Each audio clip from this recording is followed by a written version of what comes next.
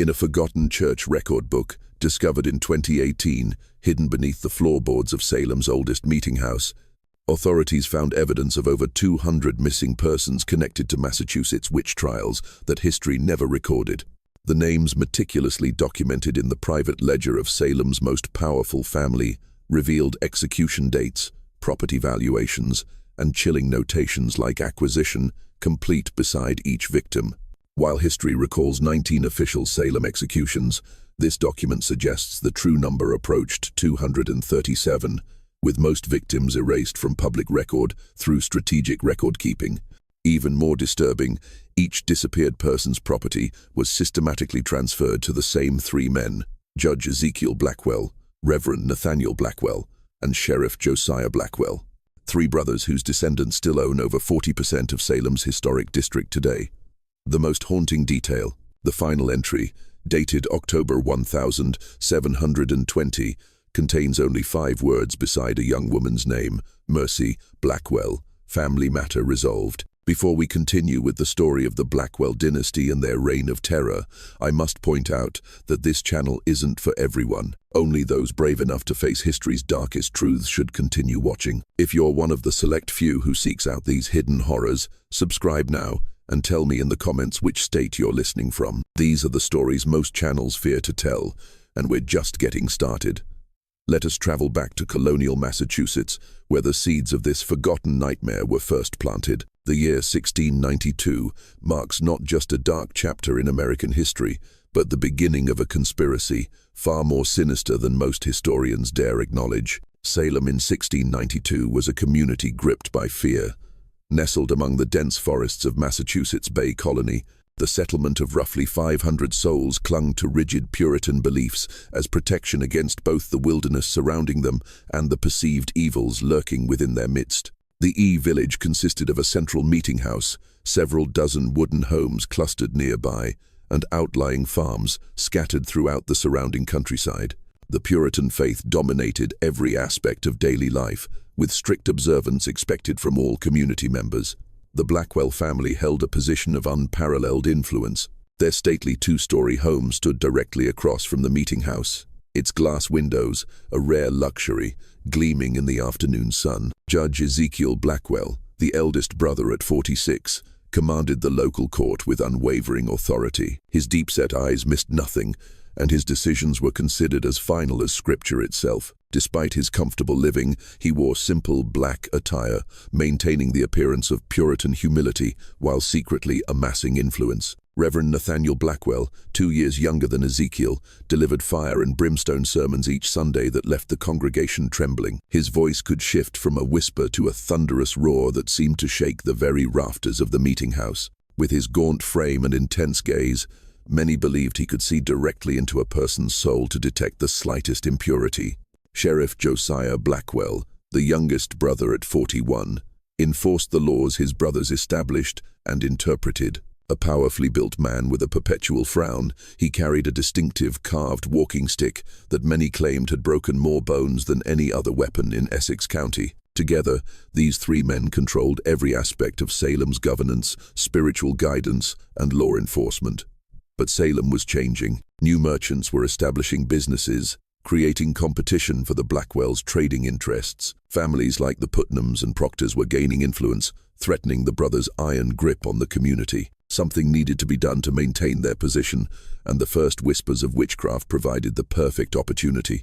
The winter of 1691 to 1692 had been unusually harsh. Food stores ran low, illness spread through cramped households, and tensions rose as families struggled to survive until spring.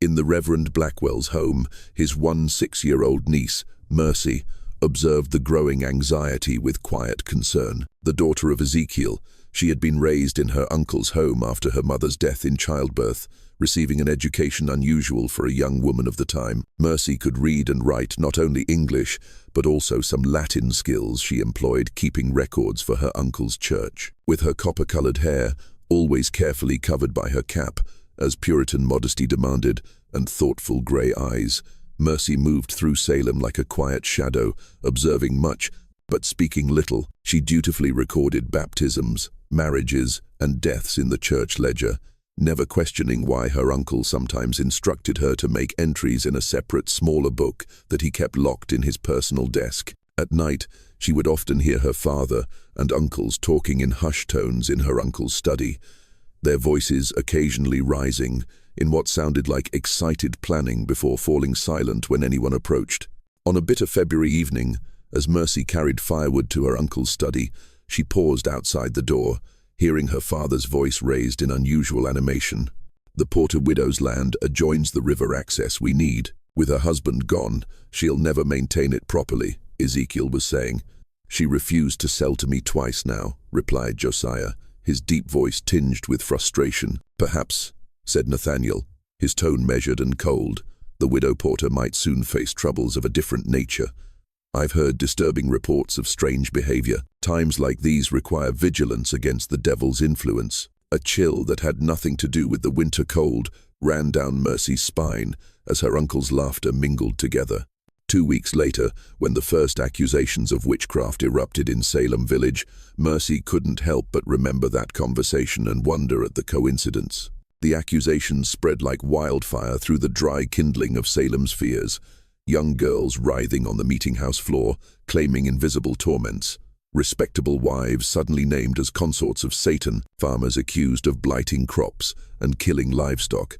And at the center of it all stood the Blackwell brothers. Ezekiel solemnly presiding over hasty trials, Nathaniel providing theological justification for the proceedings, and Josiah dragging the accused from their homes in the dead of night. What began with 3 accused witches in February swelled to dozens by May. The jail overflowed with frightened prisoners awaiting trial. The community fractured as neighbor accused neighbor, old grudges suddenly recast as evidence of malefic influence. Through it all, Mercy dutifully recorded names in her uncle's private ledger, never questioning why so many of the accused owned property that her father had previously expressed interest in acquiring. When the widow Porter was arrested on a rainy April night, Mercy finally began to understand the terrible pattern unfolding before her. The widow's screams echoed through the village as Josiah and his deputies dragged her from her home. The next morning, Mercy overheard her father and uncles discussing how her property would need to be managed during her imprisonment. Within a week, the widow's prime riverside land had been purchased by Ezekiel at a fraction of its value, ostensibly to pay for her care while imprisoned. As spring turned to summer, the executions began. The first to die was Bridget Bishop, hanged on the 10th of June at what would later be called Gallows Hill. Mercy watched from a distance as the woman's body swung from the branch of a great oak, her uncle's voice rising in prayer for the soul of the condemned witch. That night, unable to sleep, Mercy slipped into her uncle's study and with trembling hands opened the locked drawer, using a key she had secretly copied weeks earlier. In the dim light of a single candle, she opened the leather-bound ledger and began to read. What she found turned her blood to ice. The book contained not only the names of the accused and their supposed crimes, but detailed inventories of their properties, debts, and assets. Beside each entry, notations showed how these holdings had been or would be acquired by the Blackwell brothers at severely reduced prices. Most disturbing were the names, dozens of them, that Mercy had never heard mentioned in the public trials. Names followed by dates of execution, and the simple phrase, matter, concluded, or acquisition complete. If what she read was true, her father and uncles had not only manipulated the witch panic for financial gain, but had conducted secret executions of people who were never officially charged. Their disappearances attributed to flight or abandonment of the community. The official count of witch trial victims, which would eventually reach 19-inch the public record, was dwarfed by the true number recorded in this hidden ledger.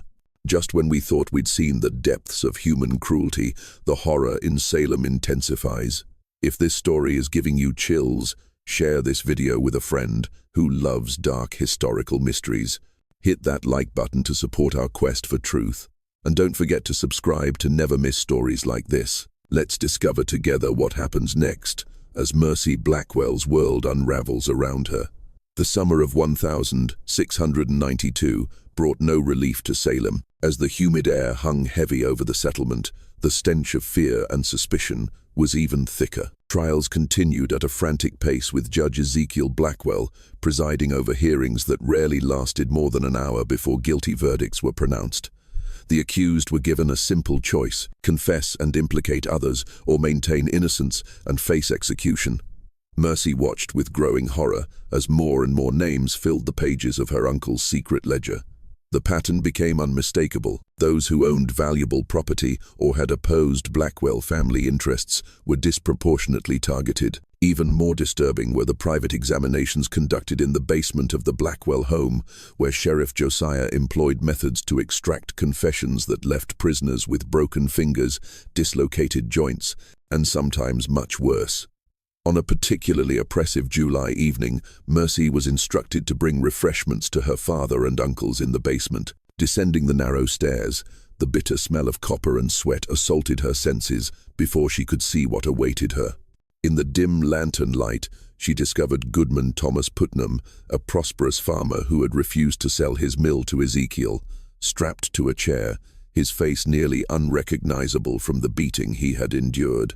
His fingers spread at unnatural angles where they had been systematically broken. "Ah, Mercy, just in time," her father said casually, taking the tray from her trembling hands. "Goodman Putnam has just remembered witnessing Goody Proctor communing with the devil. Isn't that fortunate?" Putnam's eyes, swollen nearly shut, found Mercy's across the room. "They made me say it," he whispered. "God forgive me, they made me say it." Sheriff Josiah's walking stick cracked across Putnam's jaw with sickening force. "The devil makes you say many things, Putnam, but now you speak God's truth, do you not?" Mercy fled upstairs, her heart pounding against her ribs like a trapped bird. That night, unable to sleep, she crept once more into her uncle's study and made careful copies of several pages from the secret ledger, hiding them beneath a loose floorboard in her bedroom. Whatever happened, someone needed to know the truth of what the Blackwell brothers had done and continued to do. As August arrived, a disturbing new development emerged. Several accused witches had managed to escape from the Salem jail, reportedly fleeing into the wilderness rather than face trial. At least that was the official account spread by Sheriff Josiah. But Mercy, who continued to secretly access her uncle's records, found different information in the ledger. Names of the escaped prisoners appeared with notations like "questioned privately" and "disposed of swamp burial." One entry particularly chilled her: Rachel Nurse resistant to questioning, eliminated quietly. Property transferred successfully. Family informed of escape to Rhode Island. The realization struck Mercy with the force of a physical blow. Her uncles and father were not merely manipulating the trials for financial gain, they were murdering those who resisted their schemes and disposing of the bodies in secret. The official witch trial executions were only the public face of a much larger, more sinister operation. Determined to gather evidence, Mercy began taking calculated risks. She volunteered to deliver food to the prisoners in the Salem jail, smuggling in small scraps of paper and charcoal so they could write testimonies about their treatment. She quietly approached relatives of the escaped prisoners, asking innocent, seeming questions about whether they had received any word from their missing loved ones. Most tellingly, she began creating her own ledger, documenting the growing web of properties acquired by her family through the trials. By September, the Blackwell brothers had accumulated substantial holdings throughout Essex County. Judge Ezekiel now owned 3 mills, extensive farmland, and several commercial buildings in Salem town. Reverend Nathaniel had acquired 2 rival churches, properties, and the land surrounding them. Sheriff Josiah controlled much of the riverside property, giving him effective command over shipping access. Their wealth had multiplied exponentially in just 7 months, but opposition was growing. Cotton Mather, an influential minister from Boston, had written expressing concerns about the evidence being accepted in the Salem trials. Several prominent citizens had begun to question the proceedings, particularly after respected community members like Rebecca Nurse and John Proctor were executed despite character testimonies in their favor. Sensing the changing tide, the Blackwell brothers accelerated their efforts. The secret ledger now included a list of priority acquisitions with names of property owners yet to be accused. Among them were some of the wealthiest and most influential families in the colony, families whose downfall would cement Blackwell control over the region for generations. On a rain-soaked evening in late September, as Mercy was adding to her collection of evidence, a floorboard creaked behind her. Turning with a start, she found her cousin William, Sheriff Josiah's son, standing in the doorway of her bedroom, his eyes fixed on the document spread across her bed. "I knew someone was accessing Father's study," he said quietly. "I never imagined it would be you, Mercy." For a moment, neither spoke. Then William stepped forward, closing the door behind him. "They'll kill you if they discover this," he whispered, gesturing to her notes. Mercy straightened her back, preparing for the worst. "Will you tell them?" William hesitated, then shook his head slowly. "No, because what they're doing is wrong. I've known it for months, but I was too afraid to speak." He sat heavily on the edge of her bed. "Last week, I followed my father and 2 of his deputies into the woods north of town. They were dragging something wrapped in canvas. I watched them." His voice broke. "I watched them bury Goodwife Foster in an unmarked grave. She didn't escape to Rhode Island, as they claimed." Mercy felt a surge of hope at finding an unexpected ally, but it was quickly tempered by fear. "We need proof that others will believe. My word against my father's, or yours against your father's, won't be enough." "There's a meeting tomorrow night," William said after a long pause. "All 3 of them in Uncle Ezekiel's study. They're planning something big, something they're calling the final acquisition phase. If we could somehow hear what they're planning." The following night, Mercy and William concealed themselves in the small storage space adjacent to Judge Ezekiel's study, a forgotten closet accessible through a narrow panel they had carefully loosened earlier that day. Through the thin wall, they could hear the Blackwell brothers clearly as they gathered around the judge's desk. "The timing must be perfect," Ezekiel was saying, his quill scratching across parchment as he spoke.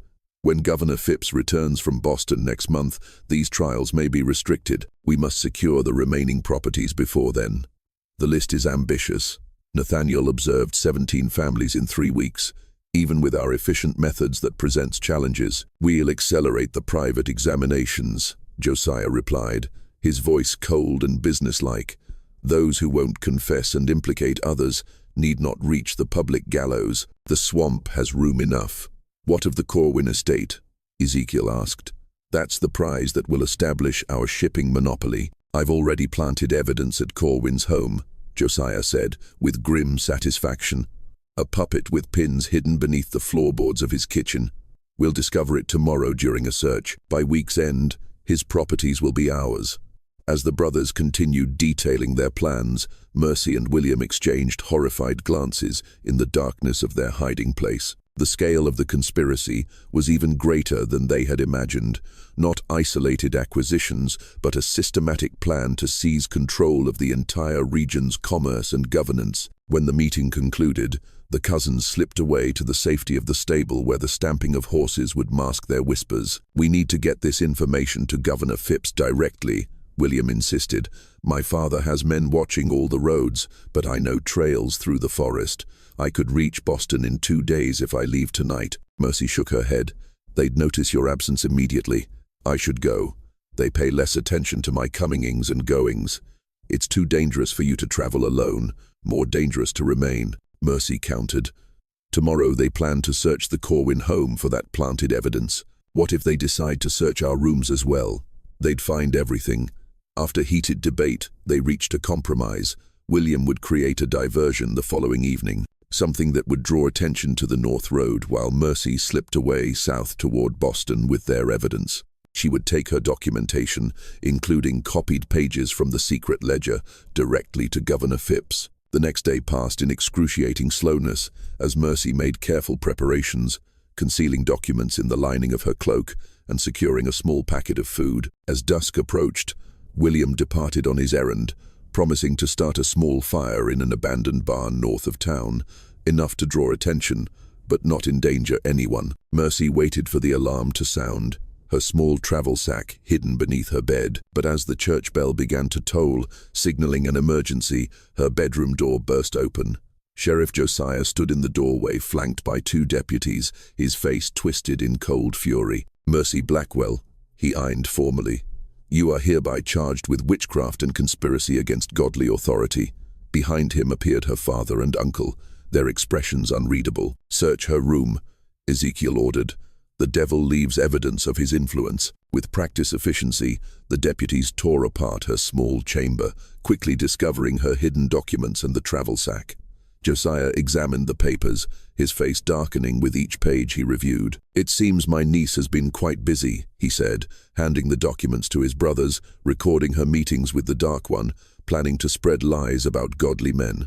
"How did you know?" Mercy whispered, her voice barely audible.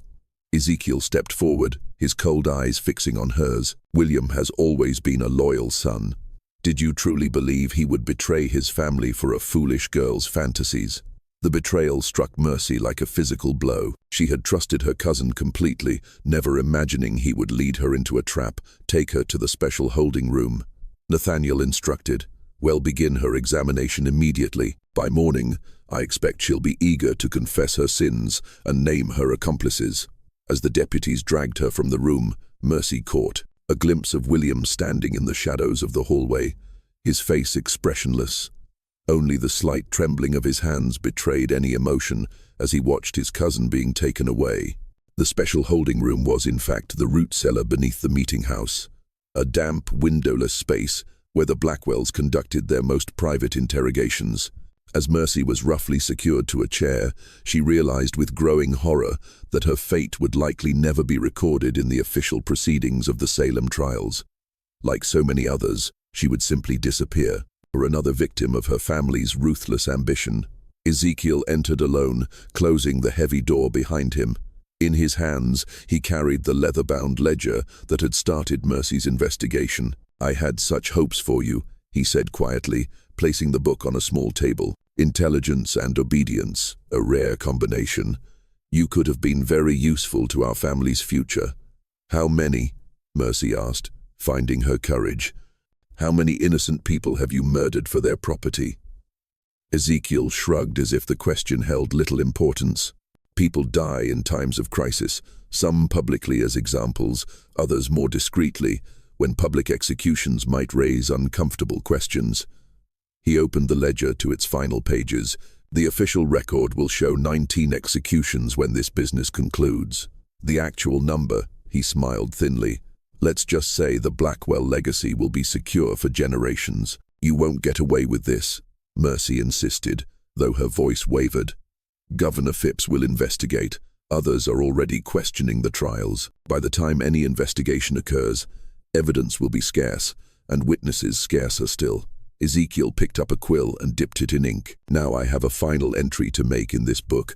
The question is, what shall I write beside your name, daughter?" The tension in that root cellar would mark the turning point in Salem's darkest chapter, though few would ever know the full truth of what transpired there. As the events in Salem reached their climax in October of 1692, a remarkable confluence of circumstances altered the course of history. Governor William Phipps, returning early from Boston, issued a proclamation forbidding further arrests based on spectral evidence. Though Mercy's whereabouts remained unrecorded in any official document from the period, a mysterious letter reached the governor's office just before his declaration. A letter containing detailed evidence of judicial misconduct and property seizures connected to the trials. The turning point came on the 29th of October, 1692, when the Blackwell brothers' private ledger was discovered by colonial officials during an unannounced inspection of court records. The brothers disappeared that same night along with several deputies loyal to Sheriff Josiah.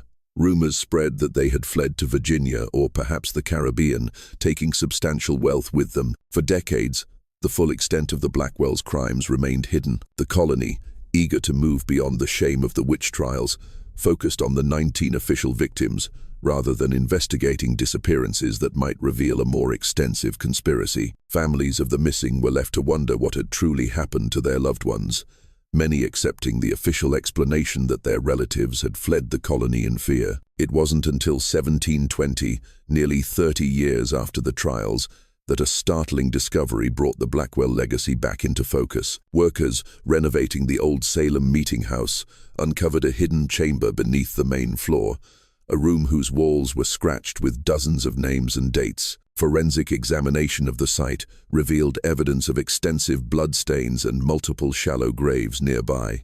Among the items recovered was a small journal, its pages water-damaged but still partially legible. The author, identified only as MB, had documented the final days of her imprisonment and the unexpected turn of events that had allowed her to escape the fate planned for her. Though many pages were illegible, one passage stood out with chilling clarity. When they came for me that final night, I believed death was certain, but as Uncle Josiah raised his knife, a commotion above stayed his hand. William appeared at the cellar door, not as betrayer, but as savior, having alerted the governor's men to our location. In the chaos that followed, I witnessed what I can only describe as divine justice. My father and uncles, architects of so much suffering, fleeing like common criminals into the darkness. I know they will not stop. Wherever they have gone, their ambition and cruelty will continue. I make this record so that those who come after will know the truth of what happened in Salem. Not a supernatural panic, but a calculated scheme of murder and theft disguised as religious zeal. The official records show 19 victims. The true number approaches 237 souls, their names recorded in the Blackwell Ledger and on these walls where many breathed their last. I write this in October 1720, having returned to Salem after years in hiding, determined that the truth will not remain buried forever. The journal ends abruptly mid-sentence, its final page stained with what appears to be blood. No record exists of what became of Mercy Blackwell after this entry, though local legend suggests she may have been the final victim of her family's legacy, perhaps tracked down and silenced by relatives, determined to protect the Blackwell name. The passage of time often buries the darkest secrets, but sometimes the truth finds ways to surface, no matter how deeply it was buried. In the centuries since, the Blackwell descendants scattered throughout New England, many changing their name to escape the growing rumors of their ancestors' crimes. Property records show that much of Salem's most valuable land remained in Blackwell-connected families until the mid-9th century. The blood-soaked origins of their wealth obscured by time and deliberate omission from historical accounts. Perhaps most disturbing is the recent discovery of letters dating from 1695 to 1730, suggesting that the Blackwell brothers established a new power base in the southern colonies, where they continued their practice of manipulating local justice for financial gain. Reports of disappearances and unexplained property transfers followed their movements like shadows, though no formal charges were ever brought against them. The Salem witch trials remain one of America's most infamous miscarriages of justice, but the traditional narrative captures only the public face of a much darker conspiracy. While scholars debate the exact number of victims and the full extent of the Blackwell's crimes, the evidence points to a systematic campaign of terror and acquisition that far exceeded the official record. This mystery shows us how the most terrifying monsters in history are not supernatural beings, but humans driven by greed and the lust for power. What do you think of this story? Do you believe everything was revealed, or are there still Blackwell secrets waiting to be discovered? Leave your comment below. If you enjoyed this tale and want more horror stories like this, subscribe, hit the notification bell, and share with someone who loves historical mysteries. This channel isn't for everyone, only those brave enough to face the darkest truths of our past. See you in the next one.